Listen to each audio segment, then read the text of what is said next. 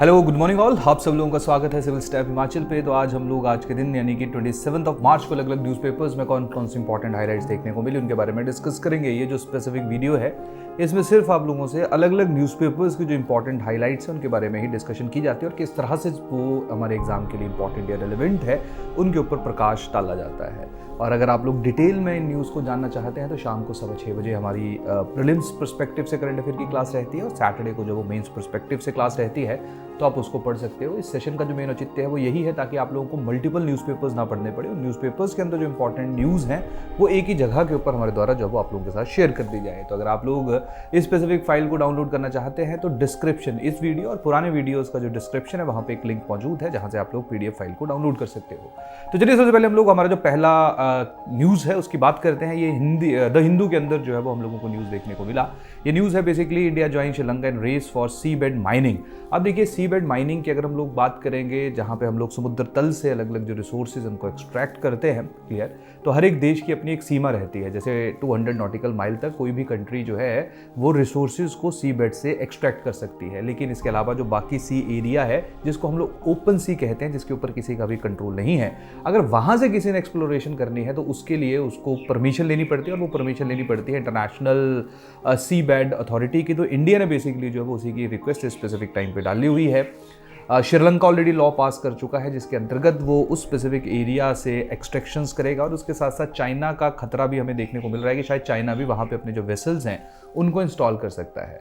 Normally जो 60% open सी है, open area है जहाँ पे किसी भी देश का नियंत्रण, किसी भी देश का कंट्रोल नहीं है, उसी एरिया में से जो है वो एक क्षेत्र है जहाँ पे इंडिया ने जो है वो डिमांड रेज की है। और आप लोगों को बेसिकली उसके बारे में पता होना चाहिए जहाँ पे आप लोगों को कोबाल्ट जो है वो ज़्यादा मात्रा में देखने को मिलेगा और इसका नाम है FNSA निकेटिन सी माउंट, जिसको हम ANC माउंट के नाम से भी जानते हैं। तो यहाँ पे 2-3 चीज़ें जो आपको आइडिया होना चाहिए कि किस जगह से हम लोगों ने एक्सप्लोरेशन की जो वो परमिशन मांगी है, उसके साथ साथ ISBA के बारे में पता होना चाहिए, साथ में United Nation convention on the law of sea यानी कि UNCLOS के बारे में पता होना चाहिए और उसके साथ साथ ओपन सी को प्रॉपर्ली डिफाइन किया गया है, किस हद तक जाके जब कोई भी कंट्री एक्सप्लोर कर सकती है सी बेड को, उसका जिक्र आप लोगों को स्पेसिफिक आर्टिकल के अंदर देखने को मिलेगा और काफ़ी अच्छा आर्टिकल है, जोग्राफिकल परस्पेक्टिव से आप लोगों के लिए रिलेवेंट है। तो आप लोग जो इसको एक बार ज़रूर पढ़िएगा। 3-4 तरह की जानकारी जो आप लोगों को स्पेसिफिक आर्टिकल के पढ़ने से ही देखने को मिलेगी। प्रीलिम्स पर्सपेक्टिव में ये जो जिस मैंने लोकेशन का, सी माउंट लोकेशन का बात किया, क्लियर, उसके बारे में आपको पता होना चाहिए। उसके साथ साथ जिन इंस्टीट्यूशंस का मैंने जिक्र किया उनके बारे में भी प्रीलिम्स में सवाल पूछे जा सकते हैं। इसके साथ साथ नेक्स्ट न्यूज़ के ऊपर हम लोग बेसिकली मूव करेंगे। ये न्यूज़ है Baltimore port bridge collapse after hit by cargo ship manned by Indians. तो अभी आप लोगों ने देखा होगा कि किस तरह से जो वो एक पूरा ब्रिज कोलैप्स कर गया क्योंकि उसके साथ जो वो एक शिप टकराया और उसमें ये बेसिकली न्यूज़ उसी से रिलेटेड है कि उसके जितने भी लोग उस शिप के ऊपर थे वो इंडियंस थे, लेकिन शिप के अंदर कुछ ऐसी प्रॉब्लम आ गई थी जहाँ पे पहले ही शिप ने डिक्लेयर कर दिया था कि उनके पास किसी भी तरह का नियंत्रण नहीं है, जिसके कारण ब्रिज के ऊपर आने जाने वाली जो ट्रैफिक है उसको रोक दिया गया था। लेकिन उसके बावजूद भी हम लोगों को कुछ कैजुअलिटीज़ जो हैं वो वहाँ पे देखने को मिली। तो यहाँ पे बेसिकली जो बाल्टीमोर पोर्ट है उसके बारे में जो है वो आप लोगों को पता होना चाहिए कि कहाँ पे सिचुएटेड है, क्योंकि इस तरह की जो न्यूज़ हैं, प्लेसेस इन न्यूज़, इनके ऊपर भी हम लोगों को प्रीलिम्स में क्वेश्चंस जो है वो देखने को मिलते हैं। इसके साथ साथ नेक्स्ट न्यूज़ के ऊपर हम लोग मूव करेंगे। तो ये न्यूज़ पिछले एक हफ्ते से चल रही है जहाँ पे बिलियनियर लिस्ट जो है उसको रिलीज़ किया गया है। तो वहाँ पे यही बताया गया है कि किस सिटी में कितने बिलियनर्स जो है वो हम लोगों को देखने को मिल रहे हैं और इंडिया के अंदर जो है वो कितने बिलियनर्स जो है उनमें इजाफा हो रहा है। तो USA के बाद सबसे ज़्यादा बिलियनर्स जो है वो हम लोगों को हिंदुस्तान में ही देखने को मिल रहे हैं। तो वही न्यूज़ है जो पुराना है। आई थिंक ये बहुत ज़्यादा रेलिवेंट इंपॉर्टेंट तो नहीं है, लेकिन प्रीलिम्स में कभी कभी इस तरह के जो सवाल है वो पूछे जा सकते हैं, क्लियर, कि मुंबई में कितने हैं और कितने नए बिलियनर्स जो वो ऐड हुए हैं, दिल्ली में कितने हैं, कितने नए बिलियनर्स जो वो ऐड हुए हैं। तो उससे रिलेटेड जानकारी जो है वो आप लोगों को इस स्पेसिफिक आर्टिकल के अंदर देखने को मिलेगी। बट आई थिंक जो पहले आर्टिकल जिसके ऊपर पब्लिश हुए थे वो ज़्यादा रिलेवेंट थे, क्लियर, ज़्यादा इंपॉर्टेंट थे। ये कुछ ज़्यादा ही एक्स्ट्रा न्यूज़ जो यहाँ से एक्सट्रैक्ट की जा रही है, लेकिन फिर भी प्रीलिम्स के अनप्रेडिक्टेबिलिटी को देखते हुए आप लोग इस तरह की जो फैक्ट्स हैं उनको एक बार पढ़ सकते हो। इसके साथ साथ नेक्स्ट न्यूज़ के ऊपर हम लोग मूव करते हैं। ये न्यूज़ है basically footing the climate action bill. ये बेसिकली जो क्लाइमेट चैलेंज है उसको मिटिगेट करने के लिए, उसको एड्रेस करने के लिए डेवलप्ड कंट्रीज़ के द्वारा जो वो फंड प्लेज किया जाना था, उसी फंड से रिलेटेड जो है ये पूरे की पूरी न्यूज़ है कि कितना पैसा जो वो डेवलपिंग नेशंस को डेवलप्ड नेशंस के द्वारा प्लेज किया जा सके ताकि वो क्लाइमेट चेंज की जो प्रॉब्लम्स हैं या क्लाइमेट चेंज के लिए जो अपने आप को एडजस्ट कर रहे हैं उसके कारण जो फाइनेंशियल इम्प्लीकेशंस उनके ऊपर पड़ रही हैं उनको वो एड्रेस कर सके। तो इस आर्टिकल को भी आप लोग एक बार रीड कर सकते हो। बेसिकली जो वो क्लाइमेट फाइनेंस से रिलेटेड है और ये बेसिकली एनसीक्यूजी जो है वो बेसिकली इसके बारे में आपको पहले पता होना चाहिए कि है क्या। यहाँ पे ये है कि जहाँ पे डेवलप्ड नेशंस के द्वारा जो है वो कितना कमिटमेंट किया जाएगा, तो अभी वो अमाउंट कितना होना चाहिए, तो यहाँ पे ये कहा गया है कि मोर देन $100 बिलियन होना चाहिए। तो उसी के ऊपर जो वो संशय स्पेसिफिक टाइम पे भी बरकरार है कि कितना एक्जैक्टली अमाउंट जाना चाहिए। तो क्लाइमेट चेंज की जो फंडिंग है उससे रिलेटेड ये आर्टिकल जो वो आप लोग एक बार पढ़ सकते हो। थोड़ा सा ट्रिकी, थोड़ा टेक्निकल आर्टिकल आपको ये देखने को मिलेगा, लेकिन फिर भी वर्थ रीडिंग आर्टिकल है। क्लियर। इसके साथ साथ नेक्स्ट न्यूज़ है the need to curb black carbon emission. तो देखिए ब्लैक कार्बन बेसिकली क्या है कि जब हम लोग देखते हैं कि हमारे घरों में जब लकड़ी या जो गोबर के उपले उनको जलाया जाता है, तो जब उनका कंबशन कंप्लीट नहीं होता है तो वो बेसिकली जो वो ब्लैक कार्बन एमिट करते हैं। क्लियर। तो ब्लैक कार्बन जो है वो इंडिया से काफ़ी ज़्यादा रिलेटेड है। हमारे यहाँ पे जो रेजिडेंशियल्स हैं वहाँ पे सबसे ज़्यादा ब्लैक कार्बन की एमिशन होती है और उसी का जो नेगेटिव इंपैक्ट है उसके ऊपर पूरे का पूरा आर्टिकल जो है वो आधारित है, बेस्ड है। लेकिन अगर आप इस आर्टिकल को शुरुआती दौर में पढ़ेंगे तो वहाँ पे देखेंगे कि इंडिया ने जो वो प्रॉपर्ली नेट जीरो एमिशन का टारगेट रखा है 2070 का। उसके साथ साथ इंडिया ने रिन्यूएबल एनर्जी कैपेसिटी जो वो 2023 तक आते आते ओवर 180 गीगावाट जो वो प्रोड्यूस कर लिया है। तो देखिए ये बड़ा इंपॉर्टेंट पहला पैराग्राफ में 3-4 डाटा दिया गया है जो आप लोगों के लिए कहीं ना कहीं इंपॉर्टेंट है। उसके साथ साथ जो ब्लैक कार्बन यानी कि आप लोगों को पता होगा एक सरकार के द्वारा एक स्कीम लॉन्च की गई थी प्रधानमंत्री उज्ज्वला योजना। प्रधानमंत्री उज्ज्वला योजना का मेन ऑब्जेक्टिव क्या था कि जो वीकर सेक्शन है, जो कमज़ोर वर्ग है, वहाँ पे फ्री एलपीजी जो कनेक्शंस हैं वो प्रोवाइड किया जाए।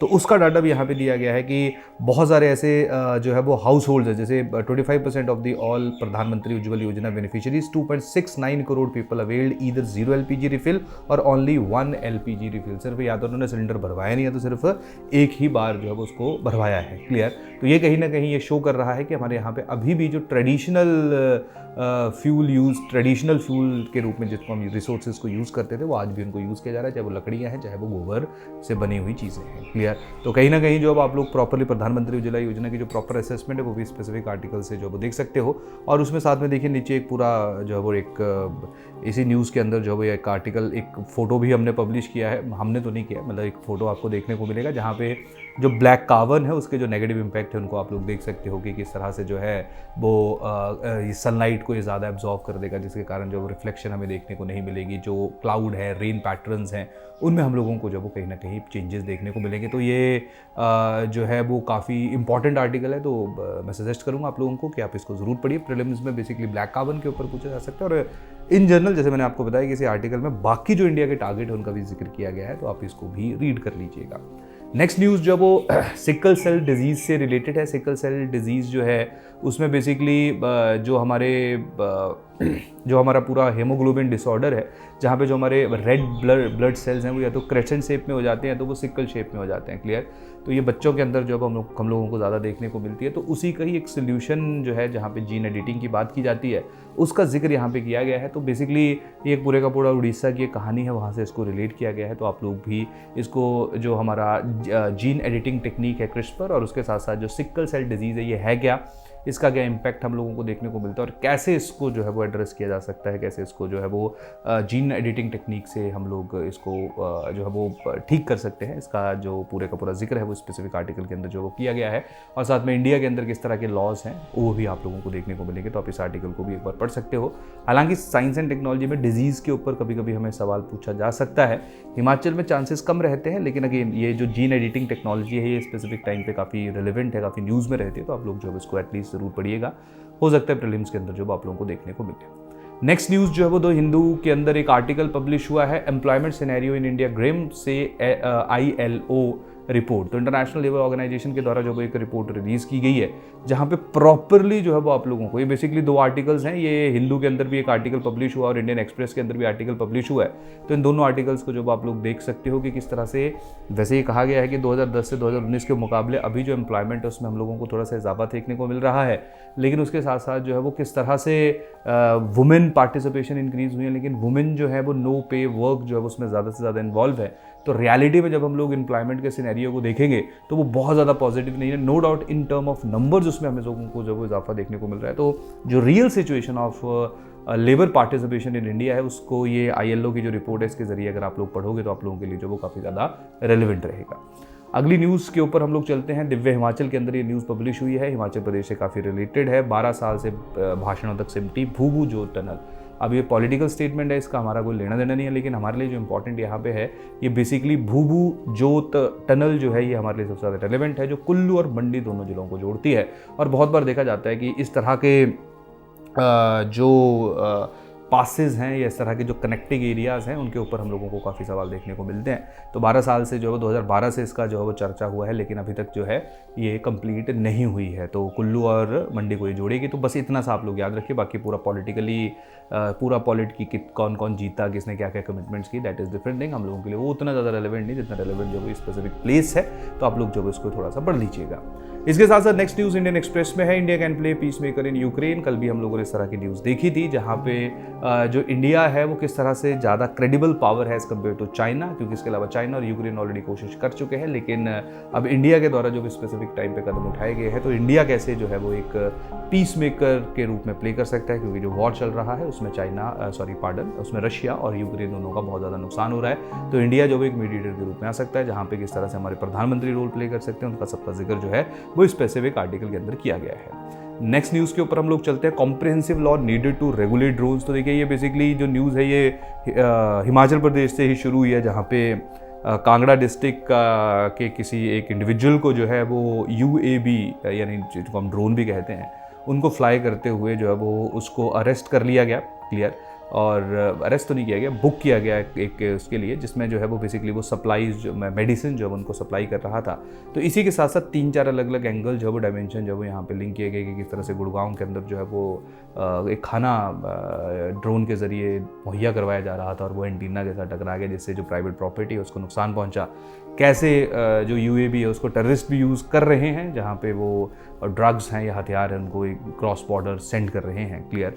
तो इस तरह की जो पूरा UAV से रिलेटेड एक भूमिका स्टार्टिंग में बांधी गई, और साथ में ये भी बताया गया कि हमारे यहाँ पे जो ड्रोन से रिलेटेड लॉज या रूल्स हैं वो कौन कौन से हैं, जहाँ पे 5 तरह की कैटेगरीज जो है उसमें ड्रोन्स को क्लासीफाई किया जाता है, जिसमें जो नैनो कैटेगरी है, जहाँ पे 250 ग्राम से कम वेट का अगर ड्रोन है तो उसके लिए किसी परमिशन की आवश्यकता नहीं है, लेकिन उसके ऊपर जो 4 श्रेणियाँ हैं वहाँ पे DGCA की परमिशन लेनी पड़ती है, प्रॉपर ट्रेनिंग आपको ज्वाइन करनी पड़ती है, 10वीं से ज़्यादा मिनिमम जो आपकी क्वालिफिकेशन है वो 10th होनी चाहिए, उसके साथ साथ 18 साल से ज़्यादा आपकी एज होनी चाहिए। तो काफ़ी कंडीशंस है। तो पूरे का पूरा जो एग्जिस्टिंग फ्रेमवर्क है ड्रोन्स को रेगुलेट करने का, ये काफ़ी अच्छी तरह से जो है वो इस स्पेसिफिक आर्टिकल में कवर किया गया। और ये जो आर्टिकल लिखा गया है ये हरियाणा के फॉर्मर DGP के द्वारा लिखा गया है। तो आई थिंक काफ़ी ईजी आर्टिकल है और काफ़ी जो है वो आपसे रिलेटेड इन्फॉर्मेशन जो वो कहीं ना कहीं देगा, क्लियर। इसके साथ साथ लास्ट आर्टिकल मैं पर्सनली आप लोगों को रिकमेंड करूँगा, आप लोग इसको ज़रूर पढ़िए, क्योंकि जब हम लोग GS2 की बात करते हैं, पॉलिटी की बात करते हैं, तो वहाँ पे म्यूनिसिपल गवर्नेंस के ऊपर बड़ी बार सवाल पूछा जाता है कि म्यूनिसिपैलिटीज़ जो हैं वो किस तरह से काम कर रही हैं, वो अच्छा काम कर रही हैं, नहीं अच्छा काम कर रही हैं। तो यही पूरे का पूरा जो आर्टिकल है इसमें जो है उसको बड़े अच्छी तरह से जो वो एड्रेस किया गया है कि किस तरह से, जैसे चेन्नई का एग्जांपल लिया गया है कि जहाँ पे 5 साल में इलेक्शन होने चाहिए, वहाँ पे चेन्नई में 6 साल के बाद इलेक्शन हुए, दिल्ली में 7 मंथ्स का जो है वो डिले हुआ। बहुत सारी ऐसी म्यूनिसिपैलिटीज़ हैं जहाँ पे अभी भी इलेक्शन जो है वो कंडक्ट नहीं हो रहे हैं, जहाँ पे काउंसिल्स हमें देखने को नहीं मिल रही है। तो बेसिकली इसको रिलेट किया गया है कि जैसे जब हम लोग हमारे यहाँ पे पूरा जो गवर्नेंस का स्ट्रक्चर है उसको 3 टियर में डिवाइड करते हैं। सबसे पहले सेंटर रहता है, स्टेट रहता है, थर्ड जो है जो सबसे ज़्यादा लोगों के नज़दीक है, जिनको जो लोकल सेल्फ गवर्नेंस इंस्टीट्यूशन रहता है, that is panchayat and municipalities. तो सबसे ज़्यादा जो इग्नोर किया जाता है वो लास्ट लेवल को ही किया जाता है। तो ये बेसिकली म्यूनिसिपैलिटी गवर्नेंस की जो ऑडिट रिपोर्ट है उसके ऊपर ये आर्टिकल पब्लिश, और ये आई थिंक बहुत बड़ी आर्टिकल है, आप लोग इसको ज़रूर पढ़िएगा। जो आपका एग्जिस्टिंग नॉलेज है, जो भी किताबें आपने पढ़ी होंगी, उनमें ये ज़रूर 2-4 फैक्ट जो है या 2-4 आपको आर्गूमेंट्स देगा जहाँ पे म्यूनिसिपैलिटीज़ की जो फंक्शनिंग है उनके ऊपर सवालिया निशान लगाया जाएगा, क्लियर। तो ये थे आज के हमारे इंपॉर्टेंट आर्टिकल्स। बाकी कल हम फिर मिलेंगे, तब तक के लिए थैंक यू, धन्यवाद।